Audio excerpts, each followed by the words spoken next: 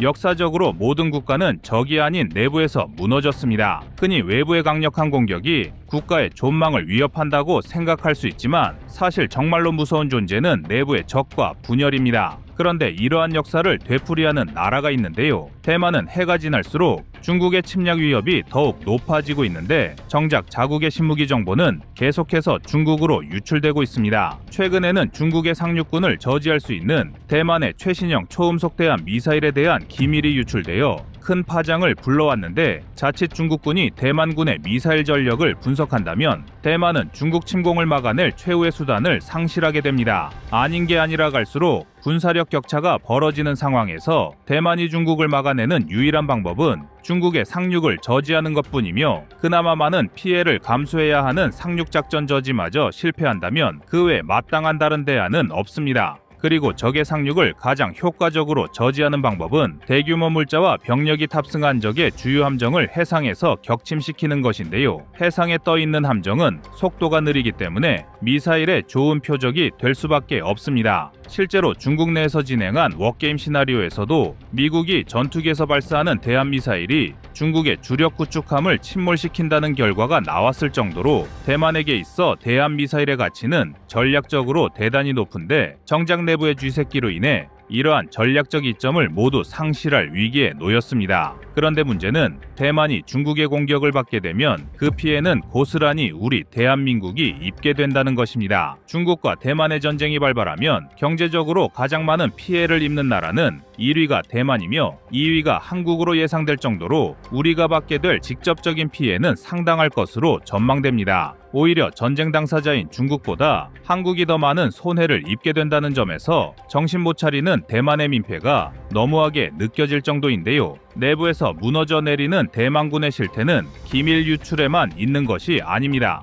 대만은 자국 전력을 확충하기 위한 방위산업 측면에서도 온갖 불협화음이 터져나오고 있으며 최근 해상 승인 평가에 돌입한 하이쿤급 잠수함은 이러한 대만의 수많은 문제를 집대성한 잠수함이라 할 수 있습니다. 그래서 준비했습니다. 오늘은 안에서부터 무너지는 대만군의 실태를 분석하고 이를 통해 한국이 반면교사로 삼아야 할 점에 대해 알려드리겠습니다.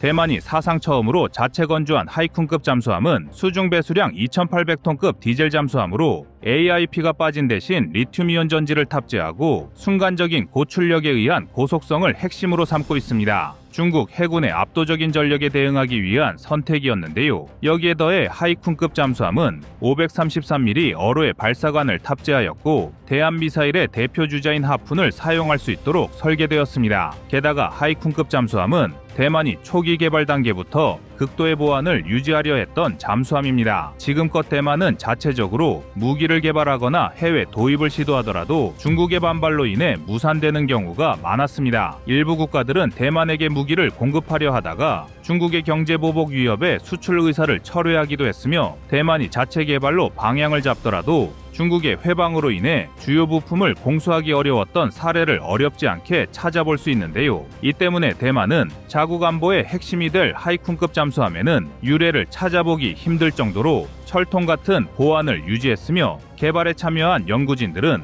해외 출국 시 홍콩과 마카오 등을 경유하는 것도 금지되었을 정도입니다. 그러나 대만의 이러한 노력에도 불구하고 중국은 하이쿤급 잠수함 개발에 관한 기밀을 손쉽게 손에 넣었습니다. 대만군 관계자의 발언에 따르면 잠수함 입찰에서 실패한 대만 무기상이 원한을 품고 잠수함 개발 사항을 중국에 유출하면서 중국의 직간접적인 압박으로 인해 주요 장비를 도입하는 게 어려워졌으며 이 때문에 대만은 당초 계획과 달리 잠수함 건조의 차질이 발생하였습니다. 물론 무기 개발 과정에서 여러 업체가 경쟁을 하는 건 필연적이고 이 과정에서 기업 간의 다툼으로 번지는 경우가 없는 것은 아니지만 그렇다고 적성국에게 무기 개발 소식과 주요 기밀을 유출하는 건 상식적으로 말이 안 되는 이적 행위인데요. 게다가 내부의 이적 행위 이외에도 대만의 부족한 조선 기술력과 정치권의 알력 다툼도 하이쿤급 잠수함을 파행으로 몰아넣고 있습니다. 지금까지 공개된 하이쿤급 잠수함의 외형을 살펴보면 마감 처리가 미흡한 모습을 곳곳에서 확인할 수 있는데, 특히 선체 상부면의 측면 소나가 위치한 곳은 마치 수년 이상 운용한 잠수함을 연상케 할 정도로 마감이 부실합니다. 오죽하면 하이쿤급 잠수함은 성능 검증을 위해 잠항할 시 수압에 의해 마치 선체가 파손되는 것 같은 소음이 발생하여 공포감을 자아낸다는 후문이 들릴 정도인데요. 아직 실전 배치는 고사하고 각종 시험 운행이 진행되고 있는 최신 잠수함이 벌써부터 이런 평가를 받는다면 실전에서의 활약은 뻔할 것입니다. 또한 하이쿤급 잠수함은 일본함 이후 나머지 건조 수량마저 불확실하다는 문제를 안고 있습니다. 당초 대만은 도합 8척의 하이쿤급 잠수함을 건조하여 해군 전력을 강화할 계획이었지만, 현재는 후속함 건조 예산이 아예 책정되지 않아 앞으로의 사업 지속이 불투명한 상황을 맞이했습니다. 설령 기술적인 결함이 있더라도 예정된 후속함을 계속해서 건조할 수 있게 된다면 대만은 자체적인 기술 축적이 가능할 뿐만 아니라 자연스레 문제점을 개선하며 발전시킬 수 있는 기회를 얻게 될 텐데, 정치권의 알력 다툼은 이러한 기회를 완전히 빼앗고 있습니다. 한마디로 하이쿤급 잠수함은 대만 내부의 기밀 유출, 기술 부족, 정치권의 밥그릇 싸움을 하나의 잠수함의 집대성한 격이 되어버렸는데요. 그러나 여전히 정신을 차리지 못한 대만은 잠수함에 이어 자국 공군이 사용할 미사일 기밀까지 중국에 넘겨주고 있습니다. 또한 이 밖에도 대만군의 이적 행위는 끝없이 반복되고 있는데, 지난 2023년에는 중국으로부터 공작금을 받은 뒤 전쟁 발발 시 투항을 약속한 육군 고위 장교가 징역 7년 6개월을 선고받기도 했습니다. 그리고 이처럼 내부에서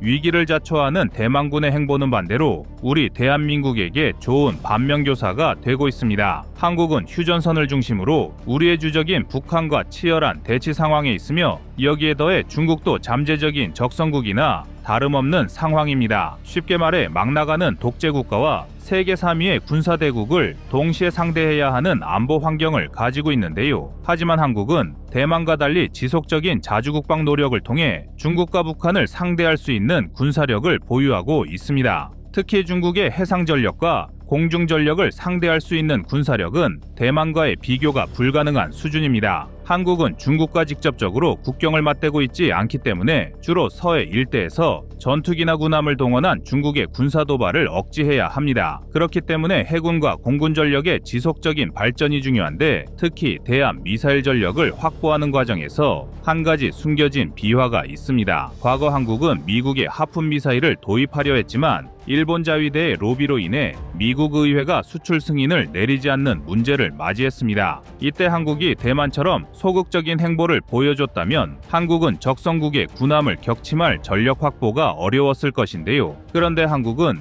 미국의 눈치를 보지 않고 곧바로 프랑스와 협상 테이블을 마련하였습니다. 한국은 프랑스에게 액조세 대한 미사일을 판매해주면 추가로 에어버스의 A300여 개기를 함께 구매해주겠다는 빅딜을 제시했고, 당시로선 아직 민항기 분야의 후발주자였던 프랑스는 한국의 과감한 제안을 받아들임으로써 한국은 액조세 대한 미사일을 확보할 수 있었습니다. 한국이란 주요 고객을 놓칠 수 없었던 미국은 뒤늦게 다급히 태도를 바꿨으며, 이 덕분에 한국은 하푼 미사일까지 도입하여 자유진영의 양대 대함 미사일을 모두 보유한 나라로 거듭났는데요. 이후 한국은 자체적으로 해성 미사일까지 개발하면서 적성국 함정을 분쇄할 수 있는 군사력을 끊임없이 확보하였습니다. 중국이 다량의 해군 함정과 해상 민병대를 활용하여 해상 패권을 노리고 있다는 점을 고려할 때 한국이 보유한 대함 미사일 전력은 전략적으로 매우 큰 가치를 가지고 있는 것입니다. 또한 하이쿤급 잠수함으로 각종 문제를 일으키는 대만과 달리 한국은 3,000톤급 잠수함을 자체 기술로 개발한 나라가 되었는데요. 한국이 보유한 최신 잠수함은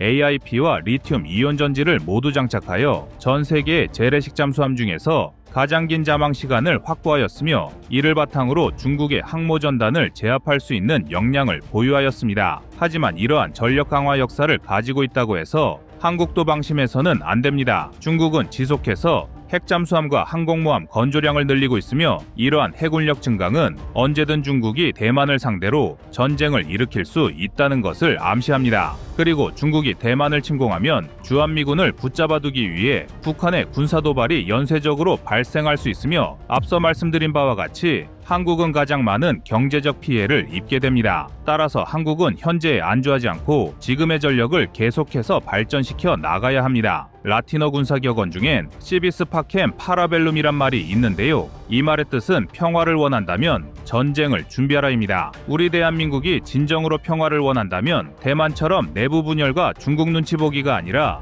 끝없이 전쟁을 대비하고 강력한 안보 태세를 확립해야 할 것입니다.